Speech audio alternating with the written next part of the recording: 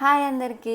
ఇవాళ మనం గుత్తి వంకాయ కారం చేసుకుందామా? ఇంకా దానికోసం అయితే ప్రాసెస్ స్టార్ట్ చేద్దాం. ముందుగా వంకాయలన్నీ మధ్యలోకి కట్ చేసి ఒక గిన్నెలో వాటర్ వేసి వాటర్లో అయితే ఇలా వేసుకోవాలి.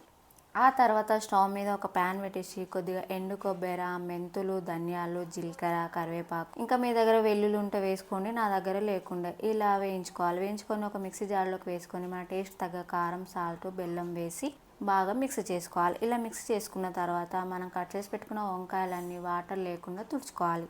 ఇలా తుడుచుకున్న తర్వాత మనం పొడి చేసుకున్నాం కదా, ఆ పొడిని అంతా వంకాయ మధ్యలోకి ఇలా ఫిల్ చేసుకోవాలి. ఇలా ఫిల్ చేసుకున్న తర్వాత స్టవ్ మీద ఒక ప్యాన్ పెట్టేసి దిట్టంగా అంటే కొంచెం ఎక్కువ వేసుకొని కొద్దిగా జీలకర్ర, ఆవాలు, ఇంగువ, పసుపు వేసి వంకాయలన్నీ అందులో వేసి మూత పెట్టేసి స్టవ్ సిమ్లో ఉంచి బాగా మగ్గనివ్వాలి.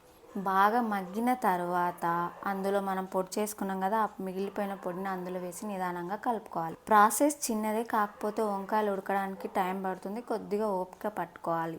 ఆ తర్వాత మూత పెట్టేసి ఒక 2 మినిట్స్ అట్లా ఉడకనివ్వాలి. ఆ తర్వాత వేడి అన్నంలో వంకాయ కారం వేసుకొని దాని మీద కొద్దిగా నెయ్యి వేసుకొని తింటే ఉంటుంది, మస్తు టేస్ట్ అయింది. నిజంగా చెప్తున్నాను, బాగా కుదిరింది. మీరు కూడా ఒకసారి ట్రై చేసి ఎలా వచ్చిందో నాకైతే కామెంట్ చేయండి. ఇంకా మా వారికి కూడా చాలా బాగా నచ్చింది. ఎప్పుడు ఇలానే చేయమన్నాడు. ఎప్పుడు ఒకేలా చేస్తే ఎవరికైనా బోర్ వస్తుంది కదా. మీరు మాత్రం వీడియోకి చిన్న లైక్ ఇవ్వండి.